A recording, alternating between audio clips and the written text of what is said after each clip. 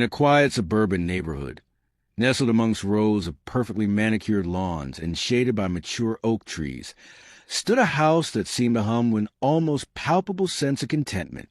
Within its walls lived Sarah and Mark, a couple whose lives together were, to all appearances, a tapestry woven with the threads of profound affection and unwavering stability. Their story was frequently recounted by friends and family as a testament to genuine love, often cited as the gold standard for relationships. From the easy rhythm of their shared mornings, where soft whispers mingle with the clinking of coffee cups, to their evenings spent curled on the sofa, lost in comfortable silence, or engaging in lively debates about current events, every moment seemed imbued with natural harmony. They hosted impromptu dinner parties where laughter flowed as freely as the carefully selected vintage wine, creating an atmosphere of effortless conviviality that made every guest feel instantly at home. Sundays often found them taking long, unhurried walks through the neighborhood's leafy paths, their hands intertwined, a silent testament to a connection that ran deeper than words.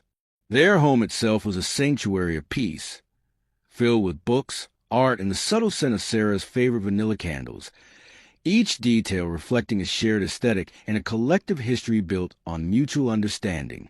Everything, from their synchronized movements in the kitchen as they prepared meals together to the uncanny way they often finished each other's sentences, seemed to confirm the unwavering strength and intuitive nature of their bond. People admired their seemingly effortless partnership, frequently remarking on how fortunate they were to have discovered such profound and genuinely fulfilling connection in an increasingly disconnected world. They were the couple everyone aspired to be, living a life that seemed perfectly aligned with the most cherished romantic aspirations, a beacon of what unwavering love could achieve. For years, this carefully constructed image of domestic bliss held firm, a comforting constant in the ever-shifting landscape of their lives and the lives of those around them. However, beneath this meticulously polished surface, a subtle, almost imperceptible discord began to resonate, like a single off-key note in a perfectly orchestrated symphony. Sarah, whose perception was acutely tuned to the minutiae of their shared existence, was the first to sense a shift. It wasn't a sudden, jarring change, but rather a slow, creeping alteration in Mark's established patterns, a gradual withdrawal that hinted at something veiled, something he was deliberately keeping from her. The casual transparency that had once defined their interactions began to cloud. He started to grow increasingly secretive, his once open and engaging demeanor slowly replaced by a guardedness she couldn't quite penetrate. Days would unfold, and Mark would simply vanish for hours on end, leaving no explanation for his whereabouts. These disappearances were not fleeting excursions. They stretched into significant blocks of time, often late into the night or throughout an entire Saturday. When Sarah, with a growing knot of unease tightening in her stomach, gently pressed him for details, his answers became increasingly vague, bordering on evasive. He would attribute his absences to a suddenly demanding workload, an unexpected late-night meeting with a new client, or an urgent project that required his full, undivided attention outside of normal business hours. He offered just enough information to superficially satisfy her questions, a few plausible, if unconvincing, details, but never enough to truly explain the depth or frequency of his extended disappearances. Each vague excuse felt like a small, loose thread in the tightly woven fabric of their seemingly perfect life, beginning to fray at the edges, a subtle tear that, if left unattended, threatened to unravel the entire design. Sarah found herself increasingly troubled by these shifts, a quiet apprehension blossoming within her, though she struggled to pinpoint its exact source. It was a feeling she couldn't dismiss, a growing sense that the man she loved was becoming a stranger, cloaked in shadows she couldn't pierce. The quiet unease that had settled over Sarah soon began to amplify, transforming from a subtle apprehension into a distinct, gnawing concern. Mark's vanishing acts, initially infrequent and easily dismissed with a casual shrug and a vague explanation, started to become more regular, more pronounced, and undeniably harder to ignore. What began as an occasional late night now stretched into entire evenings, sometimes extending until the early hours of the morning. His phone, once a shared device freely used between them, became a closely guarded secret, always face down, always just out of Sarah's reach. He'd excuse himself to take calls in another room, his voice hushed, his demeanor more distant than before. The once familiar and comforting scent of his cologne was occasionally overlaid with unfamiliar fragrances, and she'd sometimes notice small, unidentifiable smudges on his shirts or faint, earthy smells clinging to shoes that didn't align with his declared work commitments. Sarah, a woman who valued honesty and openness above all else, found herself caught in a frustrating loop of half-truths and evasions. She tried to approach him gently, her questions initially framed with concern rather than suspicion. "Rough day at work, honey?" she might ask, hoping for a genuine conversation. But Mark would respond with clipped, non-committal answers, often accompanied by a weary sigh that subtly implied she was being unreasonable or overly curious. The warmth in his eyes, once a constant source of comfort, sometimes seemed replaced by a fleeting, unreadable glint, an almost imperceptible flicker that made her hesitate, made her doubt what she thought she knew. Their once lively discussions now frequently devolved into awkward silences, punctuated by Mark's abrupt changes of subject whenever she ventured too close to the topic of his mysterious absences. The ease with which they once communicated was eroding, replaced by a growing chasm of unspoken questions and uncomfortable silences. Sarah's own behavior began to change in response. She found herself observing Mark more closely, analyzing his words, his gestures, searching for clues. Her once effortless trust was now being replaced by a persistent current of doubt, a feeling that something fundamental had shifted in their perfect world. She started to pay closer attention to the sound of his car pulling away late at night, the way he would sometimes flinch when she playfully reached for his pocket where his phone often resided, the sudden, almost offensive way he would clear his browser history on their shared computer. These were tiny cracks, barely visible to the naked eye, but Sarah, living within the structure, felt the subtle vibrations of a foundation slowly giving way. The dream of their idyllic relationship, what had once felt so solid and real, was now beginning to feel fragile, like a delicate glass sculpture teetering precariously on the edge of a precipice. The joy she once found in their shared life was steadily overshadowed by a growing anxiety, a chilling premonition that the man she loved was harboring a secret far more sinister than mere work-related stress. The insidious nature of Mark's growing secrecy began to infect every corner of Sarah's once serene life. Her days, once filled with the comfortable routines of work and shared domesticity, were now punctuated by moments of intense scrutiny and agonizing self-doubt.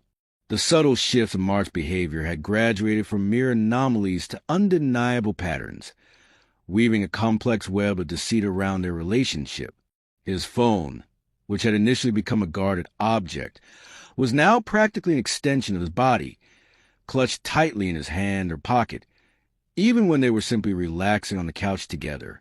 The privacy he demanded for his calls became absolute, no longer just stepping into another room, but often retreating to their isolated garage or even leaving the house entirely to conduct hushed conversations she couldn't overhear.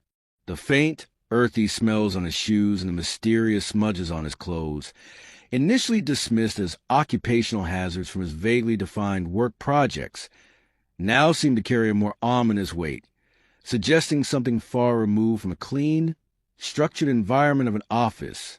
Sarah, a woman whose foundation was built on trust and open communication, found herself increasingly isolated by Mark's evasiveness. Her attempts to bridge the growing chasm between them were met with a wall of practiced deflection. When she tried to express her concern, to articulate the unease that had taken root in her heart, he would dismiss her feelings with a practiced sigh, implying that her question stemmed from an overactive imagination or an unfounded insecurity. He might even turn the conversation back on her, subtly suggesting she was being too demanding or not understanding the pressures of his demanding career. The warmth that had once flowed freely between them began to cool, replaced by a chilling distance that made every shared moment feel strained, artificial. The once vibrant conversations about their future, their dreams, their shared past, withered and died, replaced by a silence so thick it was almost suffocating, broken only by the superficial chatter Mark allowed. This emotional distancing forced Sarah into a difficult and unwelcome role. That an observer, constantly dissecting Mark's words, his gestures, the fleeting expressions on his face. She became an unwilling detective in her own home, searching for logical explanations for the illogical. She noticed a slight flinch when she playfully reached for his pocket, a seemingly innocent gesture that now felt loaded with unspoken secrets. She observed how he meticulously cleared his browser history on their shared computer, a habit he had never had before, and how he would abruptly close applications if she walked into the room unexpectedly. Even the way he looked at her had changed. The direct, loving gaze was sometimes replaced by a quick, almost nervous glance, as if he feared she might see something hidden behind his eyes. The tiny cracks she had initially perceived were now widening, revealing glimpses of a dark void beneath. The dream of their idyllic relationship, which had once felt so solid and comforting, was now disintegrating piece by painful piece, like a delicate sandcastle being eroded by a relentless tide.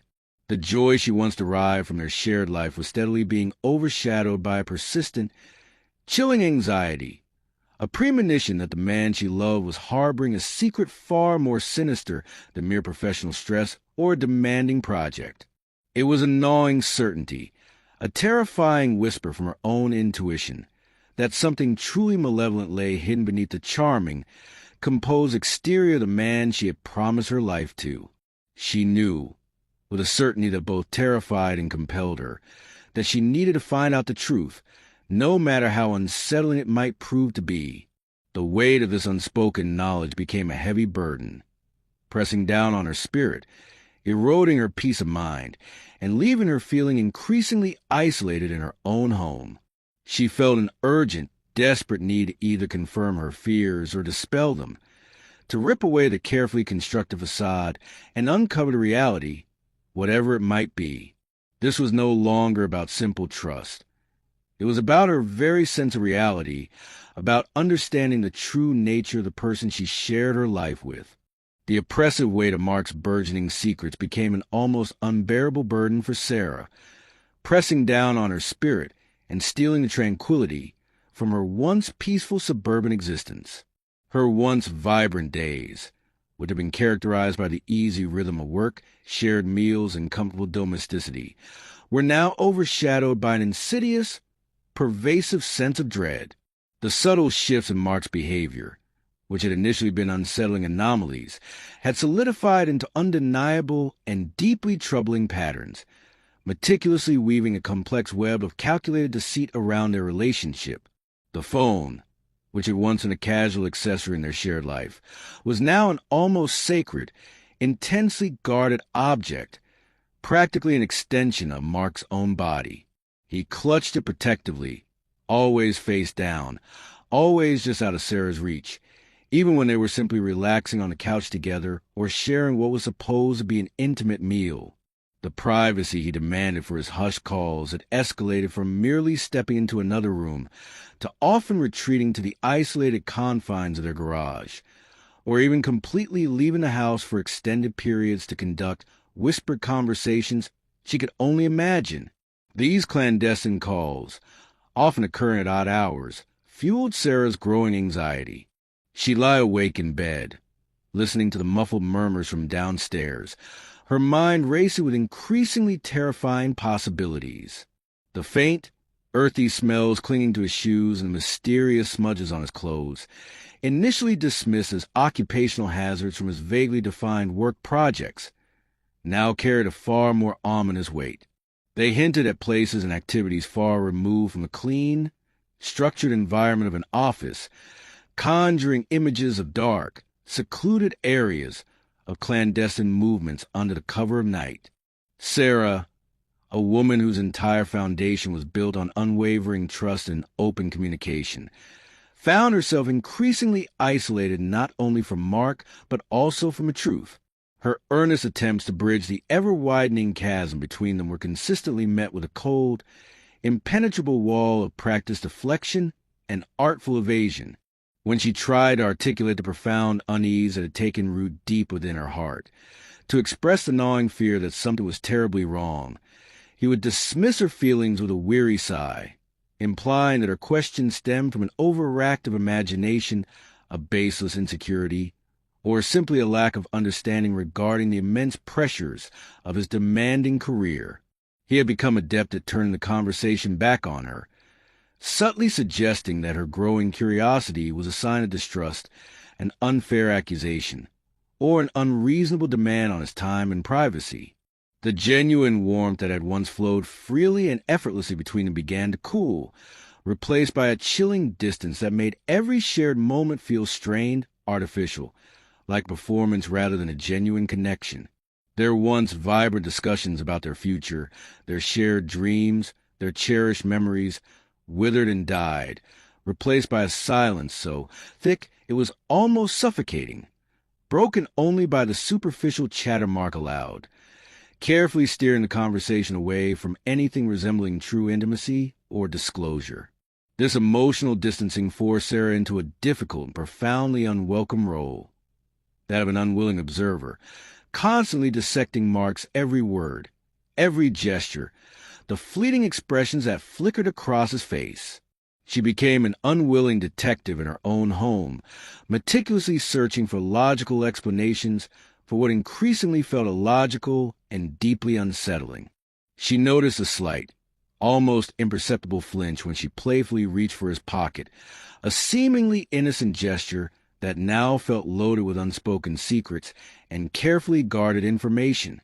She observed how he meticulously cleared his browser history on their shared computer, a new habit he had never exhibited before, and how he would abruptly close applications or minimize windows as she walked into the room unexpectedly, his movements swift and practiced. Even the way he looked at her had subtly changed. The direct, loving gaze she had once cherished was now sometimes replaced by a quick, almost nervous glance, as if he feared she might suddenly see something hidden deep behind his eyes, a truth he desperately sought to conceal. The tiny cracks she had initially perceived in their idyllic facade were now widening significantly, revealing not just glimpses, but substantial fissures into a dark, terrifying void beneath. The dream of their once perfect relationship, what had felt so solid and comforting, was now rapidly disintegrating, piece by painful piece, like a delicate sandcastle being relentlessly eroded by an unforgiving, powerful tide. The genuine joy she once derived from their shared life was steadily being overshadowed by a persistent, chilling anxiety, a cold premonition that the man she loved, the man she had built her life around, was harboring a secret far more sinister and destructive than mere professional stress or a demanding project. It was a gnawing certainty, a terrifying whisper from her own intuition, a primal warning that something truly malevolent lay hidden beneath the charming, composed, and seemingly ordinary exterior of the man she had promised her life to. She knew, with an unshakable certainty that both terrified and compelled her, that she needed to find out the truth, no matter how profoundly unsettling and devastating it might prove to be. The weight of this unspoken, horrifying knowledge became an increasingly heavy burden, pressing down relentlessly on her spirit, eroding her peace of mind with each passing day, and leaving her feeling profoundly isolated and trapped within the confines of her own home, a prisoner of suspicion. She felt an urgent, desperate need to either confirm her deepest fears or dispel them entirely, to rip away the carefully constructed facade and uncover the stark, unvarnished reality, whatever it might be. This was no longer about simple trust or minor marital disagreements. It was about her very sense of reality, about understanding the true, unvarnished nature of the person she shared her life with, a man who was becoming more and more a stranger, shrouded in an impenetrable and terrifying mystery. The chilling certainty that something was profoundly wrong solidified within Sarah, transforming her gnawing anxiety into a steely resolve. The veil of Mark's secrecy had grown so thick it was suffocating, and the subtle shifts in his behavior had escalated into undeniable evidence of a life lived parallel to hers, a clandestine existence he meticulously concealed. The mere presence of his phone, once a trivial device, now pulsed with an almost malevolent energy in her perception. It was never far from his hand, always face down, its screen a dark mirror reflecting his guardedness.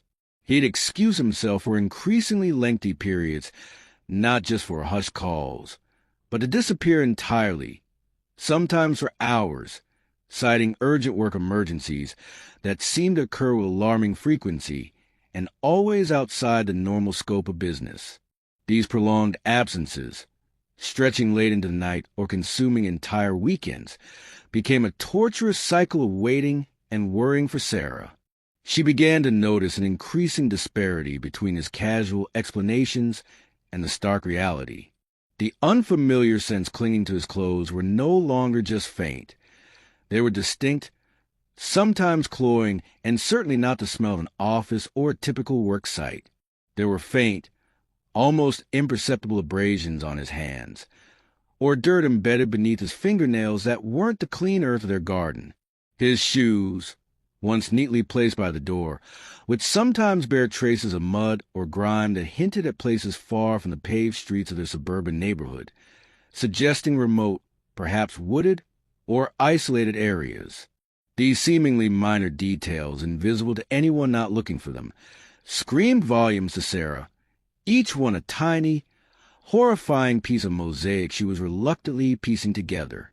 Her attempts to bridge the emotional chasm between them had ceased. Mark's deflection tactics had perfected into an art form.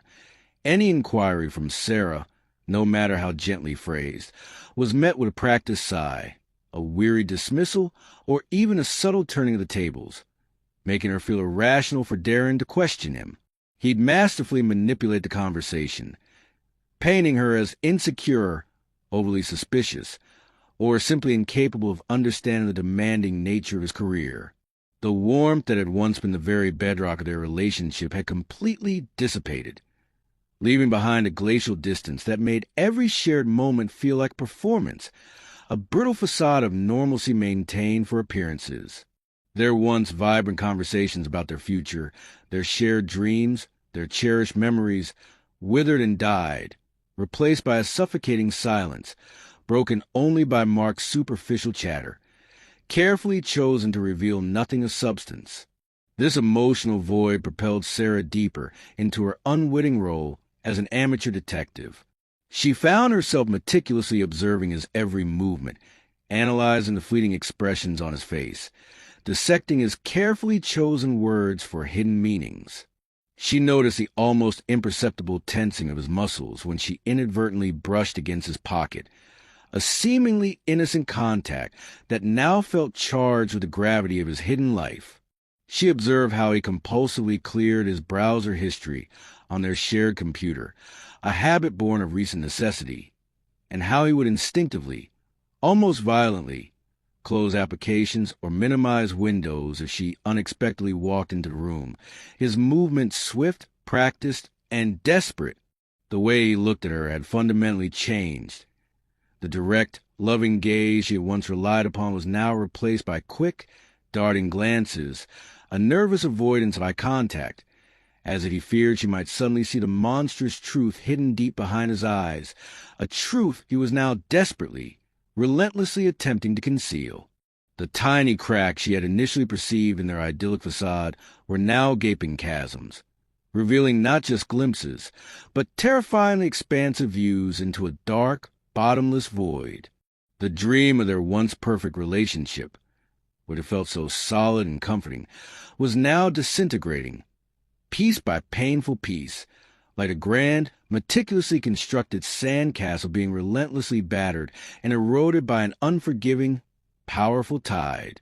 The genuine joy she once derived from their shared life was utterly eclipsed by a persistent, chilling anxiety, a cold premonition that the man she had loved, the man she had built her entire future around, was harboring a secret far more sinister and destructive than anything she could have ever conceived.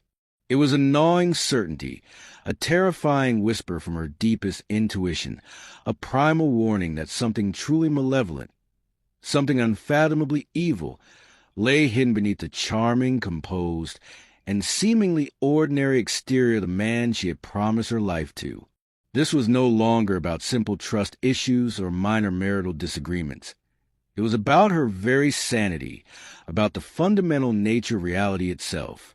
She knew, with an unshakable certainty that both terrified and compelled her, that she had to find out the truth, no matter how profoundly unsettling, devastating, or personally destructive it might prove to be.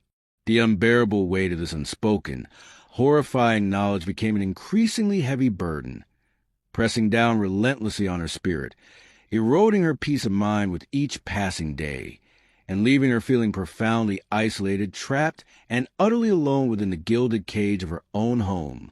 She felt an urgent, desperate need to either confirm her deepest, most horrifying fears, or to somehow miraculously dispel them entirely, to rip away the carefully constructed facade and uncover the stark, unvarnished reality, whatever hideous form it might take. The truth, she knew, would either shatter her completely or finally set her free from the suffocating prison of her own doubt and dread. This unbearable tension, this relentless pursuit of what was truly happening, became her sole focus, overshadowing everything else. She felt she was standing at the precipice of a terrifying revelation, and the only way forward was to take the plunge. Her instinct was screaming, a primal scream that urged her to act, to find the definitive proof that would either confirm her worst nightmares or allow her to reclaim the truth of her life. The revelation of Mark's unfathomable double life left Sarah utterly, irrevocably traumatized. The man she had loved, trusted implicitly, and built her entire future was a confessed serial killer, a master deception whose true nature was a horrifying abyss of malevolence. The shock ripped through her, tearing through her carefully constructed world with the force of a hurricane. Her memories with Mark, once cherished, now felt tainted, grotesque, replaying in her mind through a newly horrifying lens.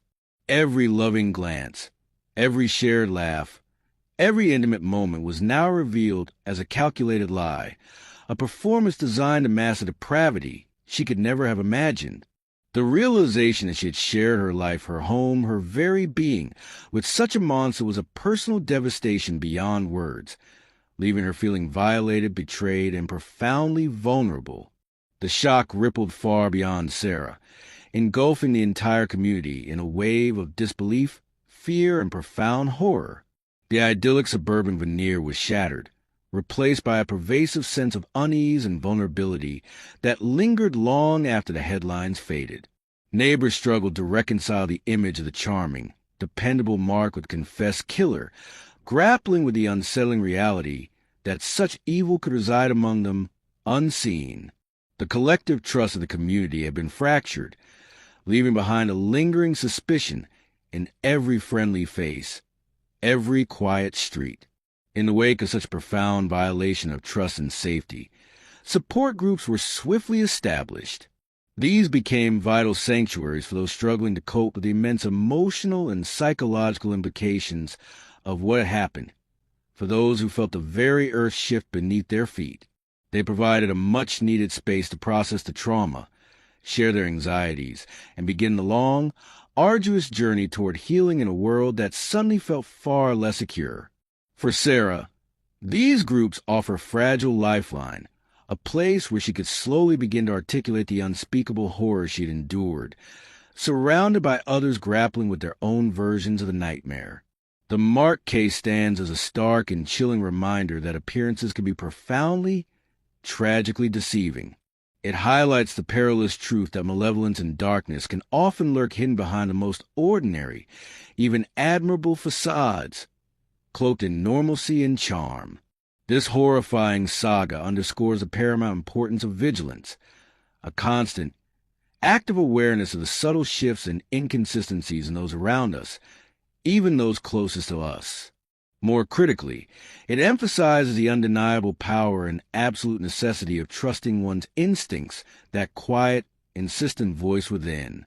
When something feels amiss, when a gut feeling whispers that something is deeply, fundamentally wrong, it is crucial to listen, to investigate with caution and wisdom, and to never dismiss that internal alarm, no matter how inconvenient or uncomfortable the truth it might reveal. The tragic story of Sarah and Mark serves as a profound cautionary tale for all, urging us to remain acutely aware of the unseen darkness that can sometimes hide in plain sight, waiting to emerge from the shadows. It is a testament to the fact that sometimes the most dangerous secrets are hidden not in distant lands, but within the very walls of our own homes, harbored by the people we believe we know best. And for Sarah, the journey ahead was long and arduous, a testament to the resilience of the human spirit in the face of unimaginable betrayal. Her story serves as a profound testament to the fact that even after the deepest horrors, there is always a possibility of finding strength, healing, and a path forward, even if forever changed by the darkness she encountered. Thank you for watching. Like, share, and subscribe for more.